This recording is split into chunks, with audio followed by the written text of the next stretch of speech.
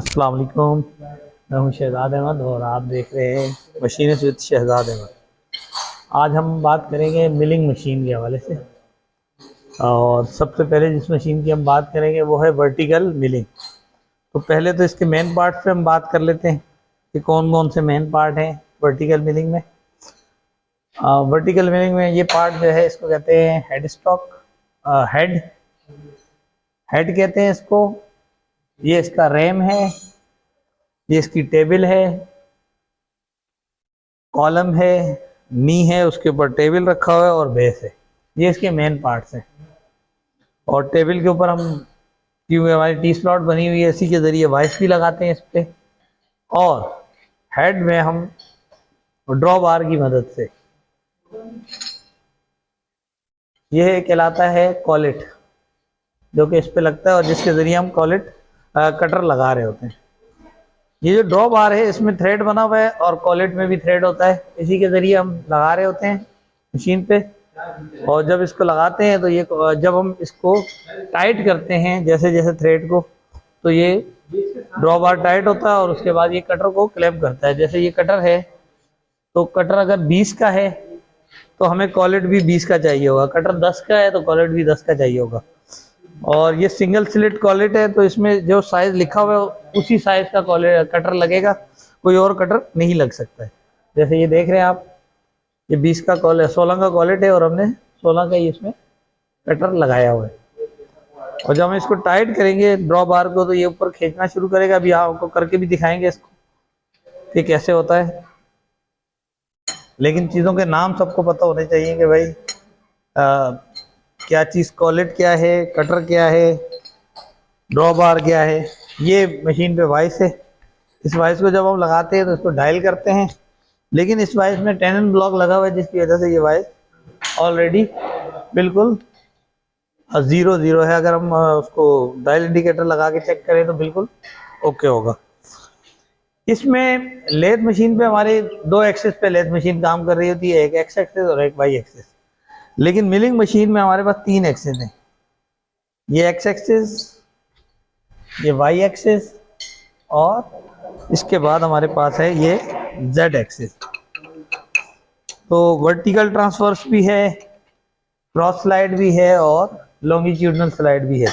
तीनों काम कर रही होती हैं और इसके मुताबिक हम जॉब बना रहे होते हैं। जब भी हमने मिलिंग की वाइस को इस्तेमाल करते हुए जॉब लगाना है, तो हमने इस बात को इंश्योर करना है कि हमारा जॉब 90 बिल्कुल 90 हुआ है। उसको किससे चेक करेंगे? हम ट्राई स्क्वायर से लगाएंगे और चेक करेंगे। लेकिन उससे पहले हमें कटर कैसे लगाना है, कॉलेट्स में कैसे कटर पकड़ना है, ड्रॉ बार कैसे टाइट करनी है, वो हम करके दिखाएंगे। आ जाओ, चलो। ये अब हमारे मुहिब साहब लगाएंगे इस कॉलेट को। ये ऊपर से जब थ्रेड को टाइट करेंगे तो उसके बाद इसमें कटर लग जाएगा। और ये कटर को कम से कम, कटर का जो शैंक है उसके 90% या 80% लाजमी क्लैंप होना चाहिए। यानी कटर अगर 100 मिलीमीटर इसका शैंक है, तो हमने 80 mm कम से कम इसको क्लैंप करना है कॉलेट के अंदर। और जब ये टाइट करना है तो हमने स्पैनर इस्तेमाल करना है इसके लिए। और स्पैनर से टाइट करते हुए ब्रेक लगा के टाइट करना है, उसके बगैर टाइट नहीं करना है। और जब ये टाइट हो जाए तो उसके बाद हमने काम स्टार्ट करना है। टाइट कर दो बेटा ये ऊपर। अच्छा, इसमें कोशिश करनी है ड्रॉ बार में हम रिंग स्पैनर लगाएं, हम ओपन एंड स्पैनर इस्तेमाल ना करें या एडजस्टेबल स्पैनर ना इस्तेमाल करें, ताकि इसकी जो हेक्सा शेप है वो ख़राब ना हो और ये पायदार देर तक चले। जब ये इसको टाइट करेंगे तो आखिर में जर्क से हम इसको फुल टाइट कर देंगे, ताकि हमारा कॉलेट निकलने का कोई भी चांस ना हो। ठीक है, ओके ओके, बस ठीक है।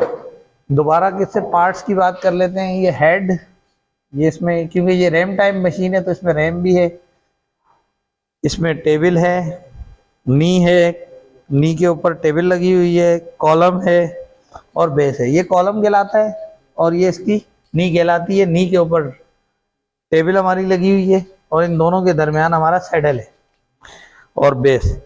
तो ये नी टाइप जो मिलिंग मशीन है, इसमें हमारे पास ऑप्शन ये भी है कि हम एंगुलर कोई वर्किंग करनी है तो हम आराम से कर सकते हैं।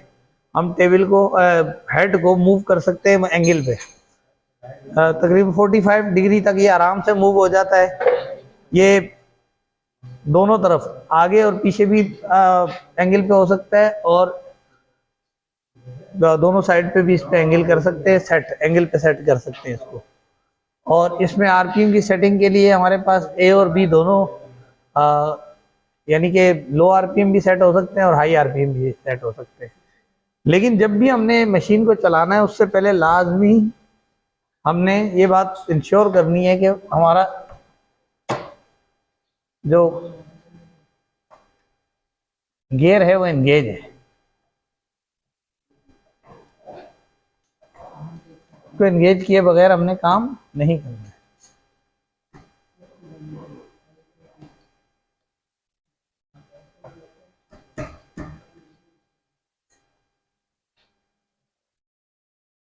ठीक है।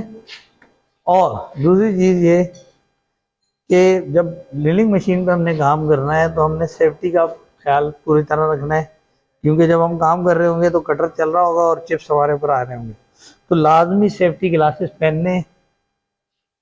बार बार हमने बात की है कि रोटेशन जहाँ भी हो रही है वहाँ पे ग्लव्स इस्तेमाल नहीं करने, हमने कोई ग्लव्स इस्तेमाल नहीं करने। हमारे सेफ्टी शूज़ होने चाहिए लाजमी। उसके अलावा लूज़ क्लॉथिंग नहीं होनी चाहिए, लूज़ क्लॉथिंग किसी सूरत में नहीं होनी चाहिए।